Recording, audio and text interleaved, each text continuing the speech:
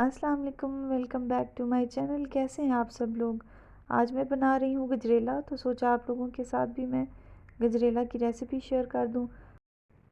گجریلا بنانے کے لیے 4.5 لیٹر آپ دودھ لے لیں اور اسے لو فلیم پہ پکنے دیں۔ اس کے بعد لے لیں 1.5 کلو گاجر۔ پھر آپ گاجروں کو اچھی طرح سے دھو کے اور اسے گریٹ کر لیں۔ گریٹ کر کے آپ اسے دودھ میں شامل کر کے ہلکی آنچ پہ پکنے دیں۔ اتنا پکانا ہے کہ دودھ بالکل خشک ہو جائے۔ تقریباً 3.5 سے 4 گھنٹے پکنے کے بعد دودھ بالکل خشک ہو چکا ہے۔ پھر میں نے گاجریں اور پین میں ٹرانسفر کر کے اب اس میں نے 1 کپ دیسی گھی کا شامل کیا۔ 3/4 کپ میں اس میں شوگر ایڈ کر رہی ہوں۔ آپ چاہیں تو چینی اپنی پسند کے مطابق کم یا زیادہ کر سکتے ہیں۔ شوگر ایڈ کرنے کے بعد اسے کچھ دیر تک مسلسل مکس کریں۔ شوگر ڈیزولو ہو جائے تو اسے پھر کچھ دیر تک 5 سے 10 منٹ کے لیے آپ اس کو میڈیم فلیم پہ پکائیں۔ ساتھ ساتھ چمچ ہلاتے رہنا ہے تاکہ گجریلا جو ہے وہ پین پہ نہ لگ جائے۔ 5 سے 10 منٹ مسلسل پکانے کے بعد آپ اس میں اپنی پسند کے ڈرائی فروٹس ایڈ کریں۔ مجھے گجریلا میں ڈیٹس بہت پسند ہیں تو میں وہ ضرور ایڈ کرتی ہوں۔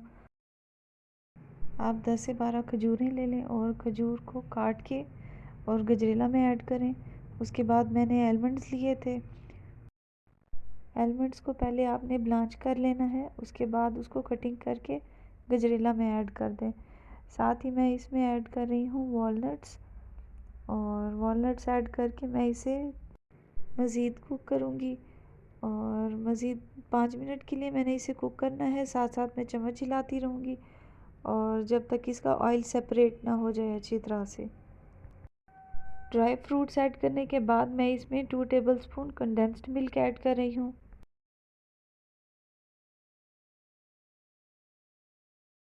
میڈیم ٹو ہائی فلیم پہ ساتھ ساتھ اس کو پکاتے رہنا ہے، اور اس کے بعد میں اس میں کارڈمم پاؤڈر ایڈ کر دوں گی۔ اس میں 1/2 T spoon cardamom powder add کر دیں اور آئل سیپریٹ ہونے تک اسے کچھ منٹس تک اور پکائیں۔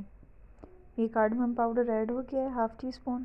آپ مکس کر رہی ہوں اور ساتھ ساتھ میڈیم ٹو ہائی فلیم پہ میں اسے کوک کر رہی ہوں۔